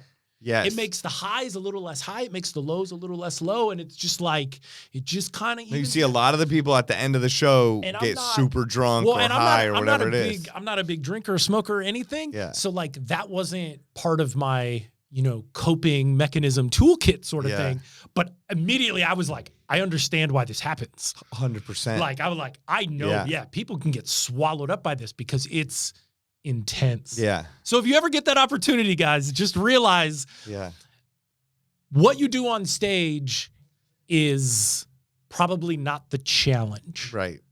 You got to that stage because you're already good at that part. Make sure you're prepared, right? Right. But also just leave time and space open for just figuring out to a rhythm, to her life, to her. And even you can take it all the way from, like you're saying, a stadium tour DJ to a mobile wedding DJ to a club DJ to someone that goes on tour for 1 week. All of it is its intense thing that after you have to stop. And all of it is a crazy job that's a roller coaster where you don't know when it starts or stops and you're making a lot of money and no money or whatever it is. So whiplash all over. There's whiplash from your bank account to your ears to all of it. There was one time I disappointed this young DJ. I can't remember who it was specifically. It was somebody back in Milwaukee. I was DJing there and I did this party, and this kid, he was like, I think he DJ'd with me, but I gave him a ride home maybe as well. Yeah. And we get in the car after the gig and, we crushed it. We tear it down because every DJ who talks about their gigs has to be like, it was a movie. Crushed it, right? Like Scorsese. It was a long time ago. Maybe it was a DVD. It wasn't even streaming We're about to yet. hit Blu-ray. Right? Yeah.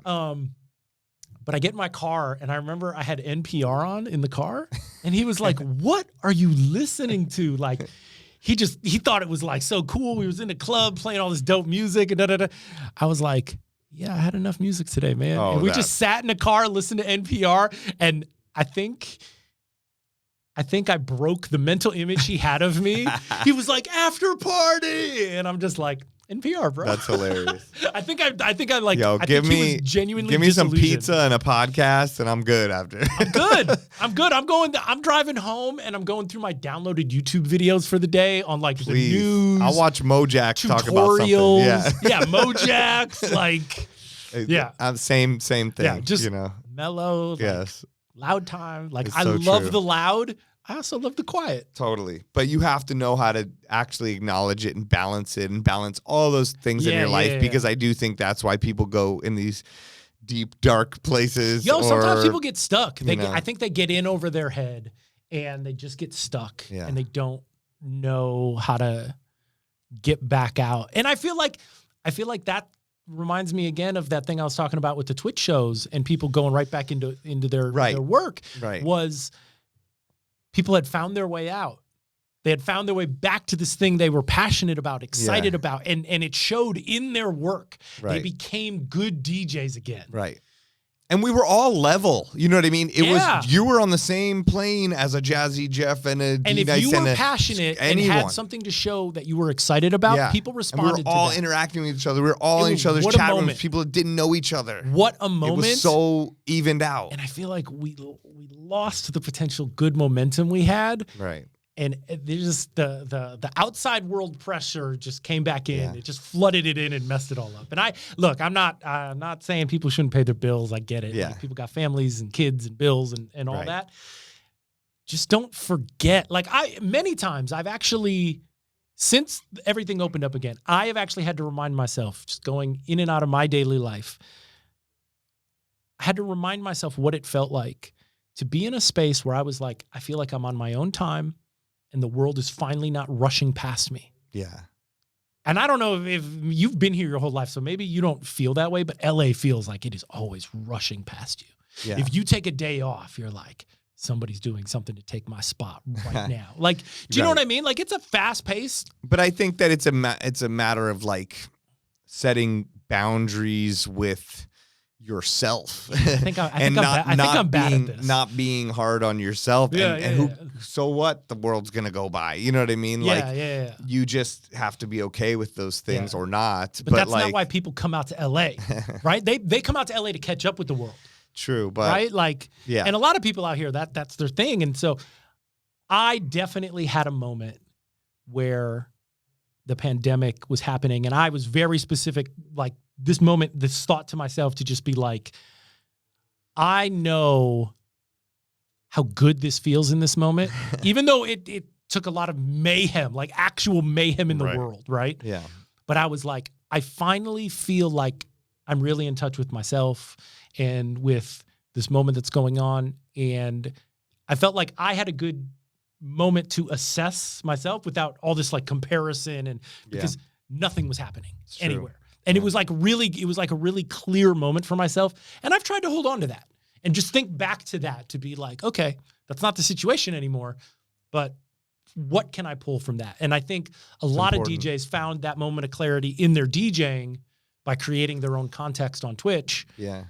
And I just don't want to lose that lesson.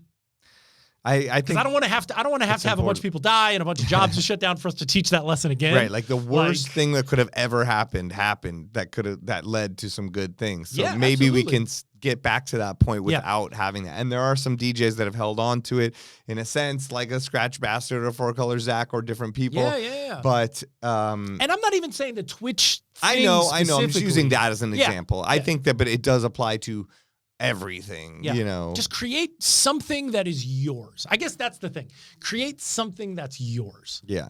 That when someone's like, what are you excited about? That you have this thing to show that is yours. Have one day a week in your schedule to be like, if you're really a music head and you're not just the going out fan and you really, yes, there's times where it's about a social experience, but there's also time where it's like an art and music experience. Yeah.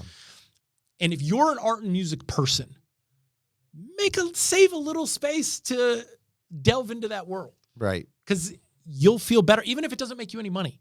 Save a little bit of space for that because that is where the money-making side grew from. Yeah. Like that was your passion that got you into the situation where you could make money. Right.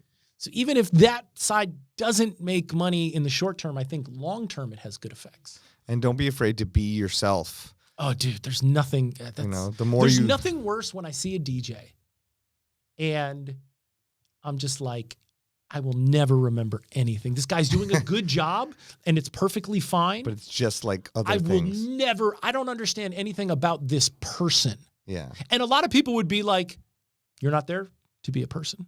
You're there to facilitate the gig. And that's fine, right? Yeah. Like I think one of the tools I have to kind of help me assess that situation, and like you're saying, as far as move between these different gigs, is like, is this a service gig or is this an art and music gig? Yeah. And nothing is ever just on one side or the other. Yeah. It's always somewhere in between.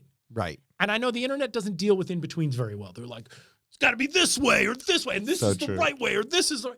No, that's not the reality. The reality is that it's all these things in the middle, and if you can identify where you are at for this gig, you're going to nail that gig. And I think that's one of the skills that someone like you has and that has helped you be successful for so long is you always know what time it is. And so you just know like, okay, it's this sort of a gig. How do I facilitate that gig? Right. Thanks. I mean, it's funny to hear someone talk from the outside about yourself. You're not pushing because you don't see those things about yourself. And it's not just you. No, I know that. But you are a really good example of it, and you've been working in that space for a long time. And I don't even know if you recognize that as part of how you maneuver. Right. Because you can get up and do your Blink 182 performance set. Like you can get up and do that, and you can also be the background guy. Yeah.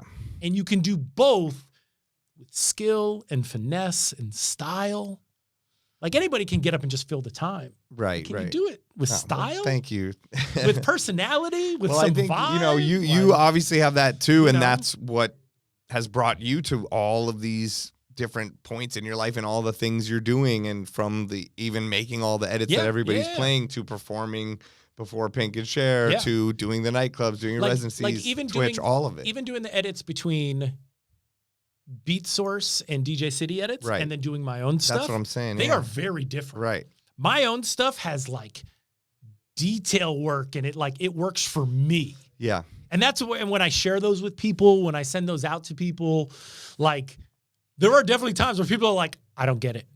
And I'm like, it's okay. Yeah. But my DJcity Beatsource stuff, part of being successful in that realm is everybody has to get it. Yeah. This has to be built in a certain way that it will work for everybody. It needs no special, Yeah, I mean, you've said it a bunch of times in this podcast, and it's the ability to communicate clearly. And I think that in all of those avenues, that's what you are constantly working on and perfecting and improving on. And it's another infinite quality that there's no end to it, but you're able to communicate through your edits, the different types of edits, your shows, the different shows you're doing, and all of those things to all the different audiences in a way that's hard for other people to do. Like, I've always come to DJing. My first DJ shows were like opening up for rap groups.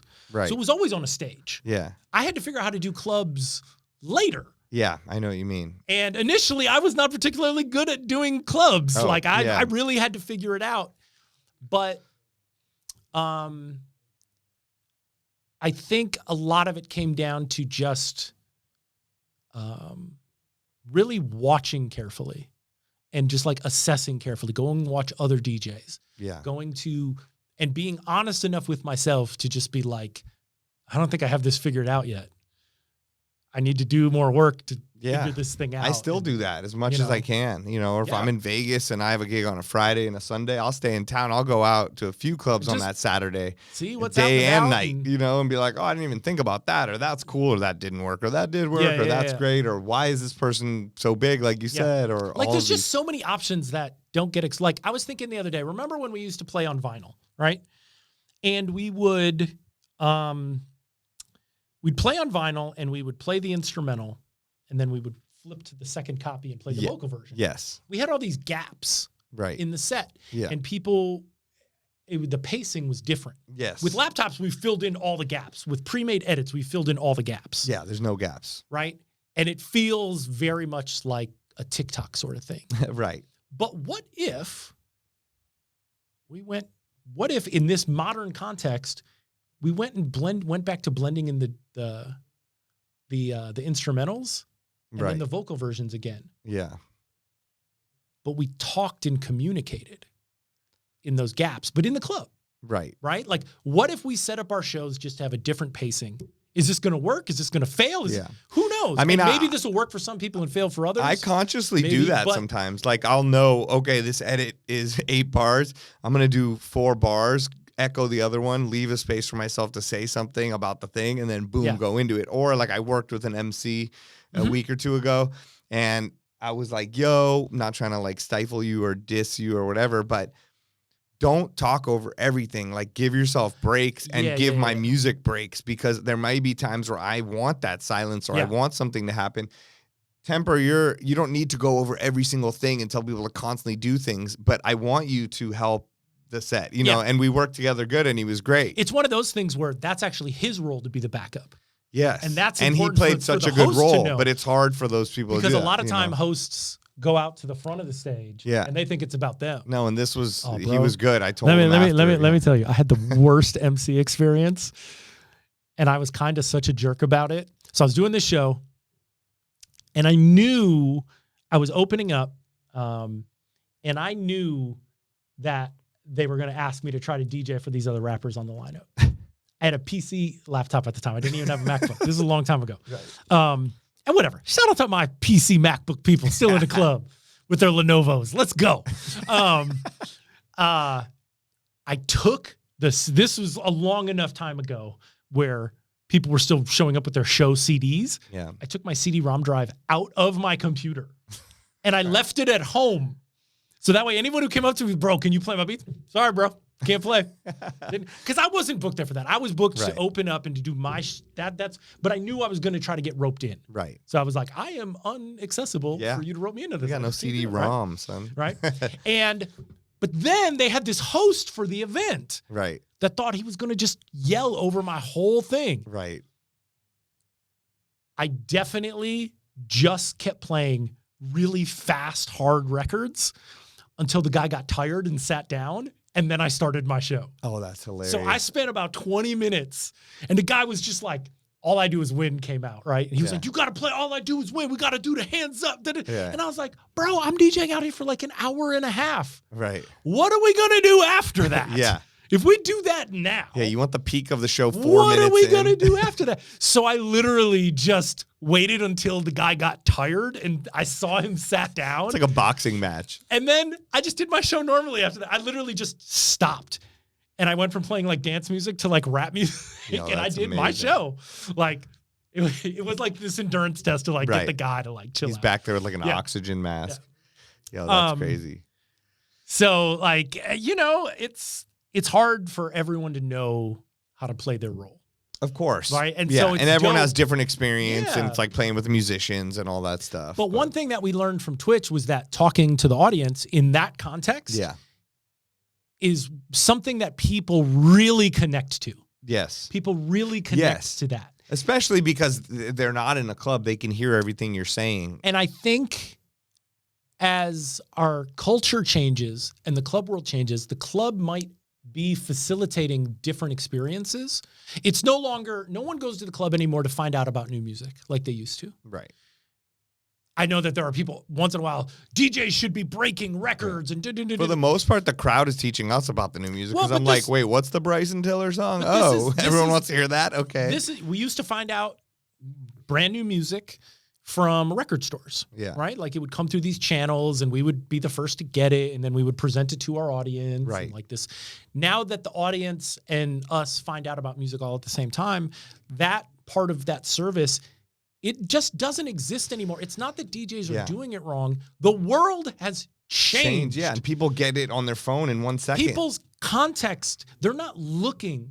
So the question is, what are they looking for in going out? And I think there's an opportunity for people to be around people. Yeah. I think there's an opportunity for people to be away from their screens, for people to communicate with people, for people to connect. And it's really easy to connect with the DJ because they are there fulfilling this job. Yeah. And it lets people connect to that. And maybe that's part of why I even think like right now there's a huge opportunity for local DJs to create parties in their local markets that are like special and real and important. And even though you're never famous, you are famous to those people. Yeah. Those people will love you forever. Yeah, it's true. Right? Like you can, in your local market, you can get more support and grow something that's real and genuine. The minute you scale up and you're doing all these things, you lose your opportunity to have that rapport with the audience. And I think that there's a real opportunity there. And so I'm always thinking about like, what if we did DJ in this different way? Are we serving the purpose, the audience's needs a little bit better, right, in a more interesting way by being like, well, what are they actually lacking? They're no longer lacking the music. They have all the music. Right. What are they lacking? They're lacking spending time talking to somebody. That's why you and I wanted to sit down and do this. And not do it over the Zoom again. Totally. Right? Exactly. It's like, no, this is better this way. Like, right. So I think the DJs who can figure that out first and assess that correctly, right? They're the ones that can then play to that. Right. And all of a sudden they start standing out. And all of a sudden they're just like, why does this person have this big following? And it's just like, because people believe in them. Yeah.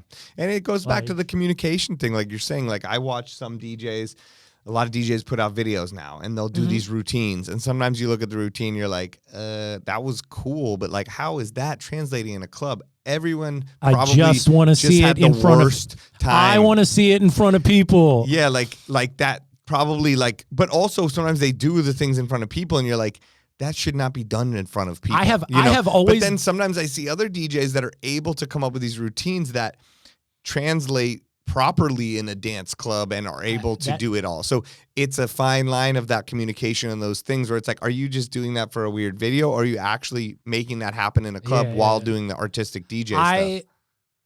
I have always been willing, good or not, to fail in front of people. Me too. I have always been willing to fail, but when that paired with me being honest about my failure, I go in and I fix it.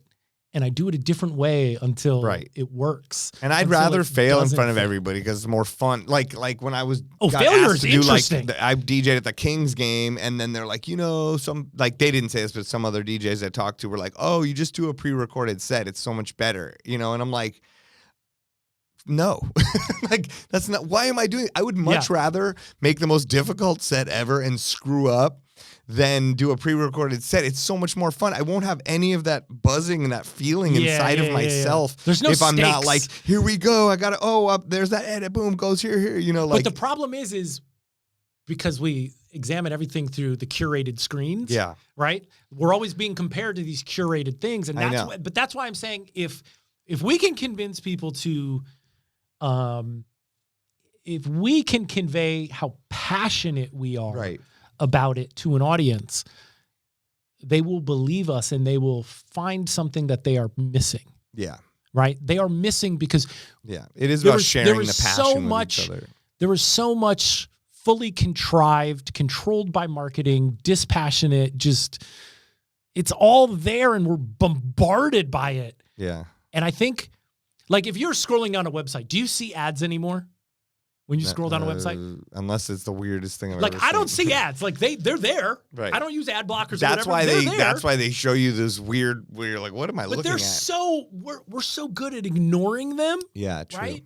We're also really good at ignoring anything that's like standard. Yeah.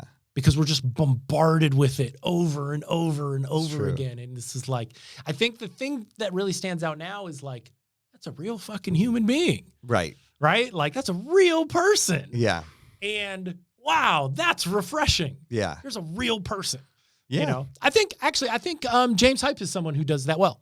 I agree. I think he shows up and he puts part of the struggle out there, part of the, you know what I mean? Like that's part of it. And he's somebody that like, it feels good to rally behind him and to cheer for him. Yeah. Like it feels so good because like, I want that guy to win. Yeah. I agree. The passion. When someone sees the passion, they are inspired by it. Yeah. All right. I have to listen back to this whole podcast. I'm messing up this dude's drive time super hard. We're both about to sit in traffic, and we're going to sit in traffic, and all we're going to say to ourselves is, this thing is what I should have said. Oh, why did I say this one thing? Or like you're saying, we talked too long, bro. No, honestly, I can't tell you how much I enjoyed. Like, thank you for sticking with us, hanging out. Yeah, whoever made it to this point, you guys are amazing. Appreciate y'all. But no, I had thoroughly enjoyed all of every this. Time, man. So much. Like I said, like this is you and I just hanging out anytime we hang out. Thank you for coming on. I'm glad we got to do this again. And before we get out of here, two things. Tell people where they can find you if they don't know, your social media, and also what's upcoming dates, like where they can see you either at clubs or what's up with the tour. Yeah. Okay, so if you are looking to kind of tap in, I use my Instagram the most, but I am KidCutUp on all the socials. Great. And KidCutUp.com. Okay. Mixes, music, all sorts of stuff. And so what are the dates? Where are you out in Europe and in US? June and July, I'll be out in Europe. Okay. Kind of moving around.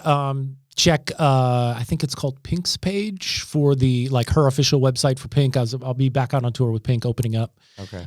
So the best kind of most current lineup is there, like Ticketmaster stuff, of course. Okay. So we're doing Europe, June, July, then let's see, August, September, October, November, we will be in the U.S. Okay. Moving around. So amazing. Please. I'm actually about to check your schedule and see if I'm going to be in the same place. I don't really, because I'm moving around so much, I don't really have a bunch of club stuff set up, but people can always find stuff that I've been working on. I'll be doing DJcity edits the whole time, Beatsource edits the whole time. Dope. That stuff gets turned in every week. It goes up on the site. Damn, you're doing some crazy places. And we're doing all the crazy places. This place called Wankdorf. What's up with that? Stadion Wankdorf, Switzerland. Hey, I'm sure it'll be a fun time. That's all I know. That's probably my new favorite word, actually. I do. I'm always making edits for the sites. I also make edits on my own, stuff that doesn't end up on the sites. Got it. Feel free to reach out. Shoot me a DM on IG if you want me to send you some stuff. I'm open to that. Yes. And But it's none of the Beatsource stuff. It's none of the DJcity stuff. That stuff is on those sites. Go check it out there. Damn, you're playing Dodger Stadium, Allegiant Yeah, Stadium. dude, I'm so excited. Holy First shit. of all, this opportunity has been the most amazing crazy. opportunity. Look at Like, this tour. I got to go home in Milwaukee and play the Brewers Stadium, and just Beyond legendary. I seriously. So in Milwaukee, the stadium is in the valley. So when they were building it, the sound would come echo up out of the valley. Yeah. I grew up like close enough to it where I heard them building the stadium as a kid. God. I'd be skateboarding out in my front street in the neighborhood. So dope.